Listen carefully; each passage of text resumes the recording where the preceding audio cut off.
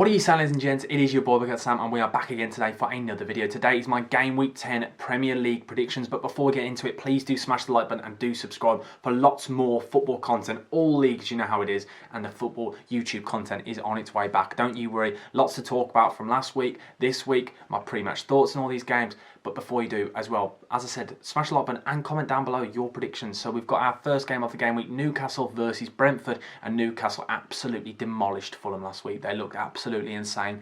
Almiron looking like prime Messi. They've got St. Maximan to come back. It's looking good for Newcastle, finally getting those results that they really need, because a lot of draws, and before this week, they just couldn't win, could they? They come against the Brentford side, which got off to a great flying start. And recent, it's kind of plateaued a bit. Not great performance against Bournemouth. They were lucky, in my opinion, for decisions to go in their way. So it's going to be an interesting one, but I think this one's going to be a draw. So I'm going to go for 1-1. And in the next game, we've got Bournemouth versus Leicester. Leicester coming back against Forest on Monday night with an absolute cracker of a performance, putting 4 past Forest like it was absolutely nothing, and it could have easily been more.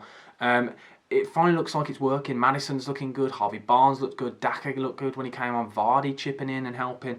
It was a really good performance, but they're coming against a Bournemouth side that under Gary O'Neill have looked very, very good. A resurgence in form. And with VAR decisions, as I spoke about earlier, you've seen it. If you've seen the chart, the Premier League table, without VAR, Bournemouth would be a lot higher in this table. So they feel like, you could see Gary O'Neill in the game against Brentford, he wasn't happy, and decisions haven't really gone their way this season. I feel like they've been very unlucky, but some very good performances recently. And I think it's going to be a really interesting game, this one. I think Leicester, I feel like after that great performance, they should surely be carrying this momentum through into this next game. So I'm going to go for a draw in this one. I know 2 draws straight away, I'm sorry guys, but I'm going to go for 2-2. Yes, you heard me, lots of goals in this game. Next, we've got Man City hosting Southampton. And Southampton, we know, throughout every season they get absolutely battered by one team every now and then, 8 or 9 goals. We've seen it. It was against Leicester the one year. Then we saw it against Man United. You know how it is. It just doesn't. There's something about Southampton, and you know when they concede goals early on, they just can't do anything. And that's why I worry for them against this Man City side. When we saw how they easily just put 6 past United like it was absolutely nothing. Phil Foden, Haaland on the score sheet. Will Haaland finally get a rest? I hope not, because he's my captain this week in my FPL team. So let's fingers crossed he gets some more goals here. But Southampton have looked really poor this season. I thought it was a really poor performance against Everton. I thought it was really poor before the international break against Aston Villa. It's just not gelling at the moment. Hasenhüttl, they're struggling. They're looking like they're going to be in a serious relegation battle this year. And we see it with sides every year. We saw it with Burnley last year. When teams flirt with relegation, can they do this? They need to really start getting some results in and start getting some momentum and some form together, because they're just not creating chances whatsoever. And it's one side you don't want to play when that's like that. Is Man City. So I do really worry for them. I think Man City's going to absolutely demolish them here. I'm going to go for a 4-0 Man City home win. In our next game, we've got Chelsea versus Wolves. Chelsea, a better performance under Potter this week. Aubameyang and Gallagher, what a strike that was. But you can start to see Potter's men slowly getting this new philosophy, and you can see he's really starting to impact in the change of style of playing things and changing formation. But it was a positive performance, because the Palace, we all know, is not an easy side to play against. They're coming against a Wolves side which have been dreadful recently. That game against West Ham, honestly, I had to have pegs to keep my eyes open. I was nearly falling asleep on Saturday night watching that game. But we know with Wolves now they've sacked Bruno Lage, you get the new manager bounce. But by then, will there be a new manager in place? Who knows? I doubt it, because who knows? It's getting close to the date now, and when you get a new manager bounce, you want him to at least be in the dressing room, to have had a few days to kind of get to know the players in the squad. But I do think Chelsea are going to win this one. I don't think there's going to be many goals in this, because Wolves, we all know it's not a side that you can easily score a lot of goals, because they've got a very good defensive record. They just don't score any either. So I'm going to go for a 2-0 Chelsea home win. And in our next game, we have got Brighton versus Tottenham. Brighton, what a performance against Liverpool, and what a good start to the season, to be honest. Some free-flowing football. We all said when Potter leaves before the international break, could the new gaffer come in and get results? And I tell you now, what a game that was against Liverpool. And what I loved about it is, because yes, people can say with hindsight, oh, Brighton should have shut up shop when they went 2-0 up, but I absolutely loved it. It was proper end-to-end football, and to be honest, Brighton could have won that game with the amount of chances they had. Trossard looked amazing. They're coming against a Tottenham side which are coming off the back of a really, really poor performance. Not only a 0-0 in the Champions League against Frankfurt, but they also lost to Arsenal. it's not looking good. Conte looks frustrated, the team look frustrated. They're not creating chances. It's simply not good enough.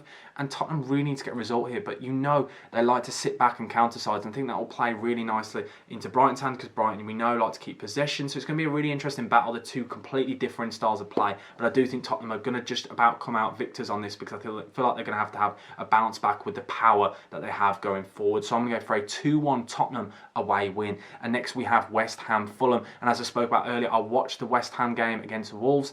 And I tell you now, Scamacca looked very good in that game. I really like the way he plays. He's very direct, and you can see he's confident. And to get a goal like that he did is really good for his form and momentum. So West Ham going into this game, the most likely favourites, and Fulham, after their demolishing against Newcastle, they got off to such a good start, but they just looked really poor. And it didn't help, obviously, with the red card early on. So for me, I think there's only one winner here, and I think West Ham, we're going to see a change in form after the international break. We saw it there, the game against Wolves. I think they're going to carry that through to this game. I'm going to go for a West Ham 2-0 home win. And in our next game, we have Crystal Palace versus Leeds. Leeds, another dull game, a 0-0 game against Aston Villa. A red card for Sinestra, and Crystal Palace got off to... Yes, they lost the game against Chelsea, but they were unlucky. Another great performance. We've seen them play really well this season, especially against the bigger sides, and they defend well. They look good going forward. It's a really good bunch of players. I think it's going to be a really interesting matchup here. Two sides that are kind of outside of that top 8, the big boys, but they're two sides that are trying to get up and push into that bracket. So I think it's going to be a really interesting one. But I do think... You ready for this? Leeds are going to get a win at Palace here. I'm going to go for a 2-1 Leeds away win, but this one's going to be an absolute cracker in my opinion. And now to in my opinion, the biggest game of the game week. Arsenal host Liverpool. Arsenal right now have been absolutely sensational. As we know, top of the table. They cannot stop at the moment. No one can stop them. An absolute brilliant performance against Tottenham. Thoroughly deserved that. And then Liverpool, they're coming against a side that recently haven't been great. Obviously, they beat Rangers this week in the Champions League. A great performance. They came back in a game where they looked like they were dead and buried, which shows good character. But it's not been the Liverpool we've known in previous seasons. Klopp's men just don't look like they're fully at it at the moment. But I do think it's going to be really interesting, because kind of the new boys in the title race, Arsenal, can they beat this Liverpool side? It would be a very Liverpool thing to do to get a bounce back like this in this game. But I do think this one's going to be a draw. I feel like there's going to be a lot of goals in this one, because we've seen it in recent years. Liverpool and Arsenal, there's always goals in these games. So I'm going to go for a 2-2 draw. Yes, you heard me. Next we have Everton versus Man United. Everton, they've actually been all right recently. A really good performance against Southampton. The way they just flicked the switch, and all of a sudden 2 goals in quick succession. They came back and got a great win. And they're coming against Man United side off the back of an absolutely horrendous performance against Man City. And we really saw the golfing quality between Man City and Man United. We saw how far off they are from the big boys of the league, because they had some good form. It's not the Man United player we expected under Ten Hag. They've kind of been sat in deep and counter-attacking, which is not what we expected. But I like the fact that Ten Hag has looked at the team and gone, okay, do you know what, actually, I'm going to have to manipulate and change my system, not be naive, and look at what we've got and look at what we actually can do. And they're coming against an Everton side, which you know Goodison Park will be absolutely rocking. I think it's going to be a really good game here, but I do think Man United are just going to edge this one. I'm going to go for a 1-0 Man United away win, a scrappy affair in my opinion. And the final game of the game week, it is the Monday night game. We have Nottingham Forest, who host Aston Villa, two sides which can't win at the moment, let's be honest.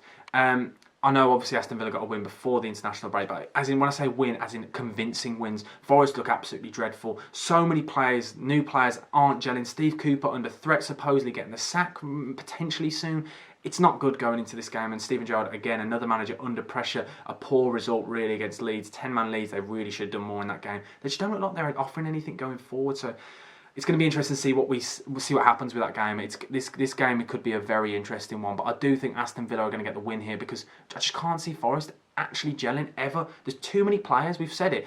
We've never seen a side do it, and this is the blueprint so other sides can look at and decide whether it will actually work. We've seen in recent years when Fulham made all those signings, when Palace made all those signings years back, it doesn't usually work, and these Forest have just gone crazy with it, and I can't see this working. So I think Aston Villa are going to get a real bounce back here, and I think players like Ollie Watkins, Danny Ings, Coutinho, Ramsey are going to really have some fun with this, because there's always a lot of space when you're playing against Forest because it's so disjointed. So I'm going to go for a 3-1 Aston Villa away win. Yes, you heard me, a lot of goals there. A lot of goals for me all week round. I'm buzzing for this game week, but let me know in the comment section below all your thoughts this week. Let me know in the comment section below all your thoughts, and actually, do you know what? predict some goal scorers, because no one ever does that. So yeah, thank you for watching, guys. Please do smash the like button and do subscribe. Lots more YouTube content coming your way, don't you worry. But thank you for watching. Bucket Sam, over and out. Thank you. Goodbye.